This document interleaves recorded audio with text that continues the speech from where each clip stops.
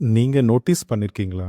நீங்க ஒரு நாள்ல எவ்ளோ புரொடக்டிவா இருக்கீங்கன்றத பொறுத்து, நீங்க உங்கள பத்தி ஃபீல் பண்ற விதம் மாறுறது. ஒரு நாள் நல்லா வேலை செஞ்சிருந்தீங்கன்னா, உங்கள பத்தி ரொம்ப நல்ல ஃபீலிங்கா இருக்கும். அது ஒரு சில நேரத்துல நெறைய வேலை செய்ய முடியல, புரொடக்டிவா இல்லன்னா, நீங்களே உங்கள கில்ட்டியாவோ, இல்ல ஒரு அதிருப்தியாவோ ஃபீல் பண்ணியிருப்பீங்க.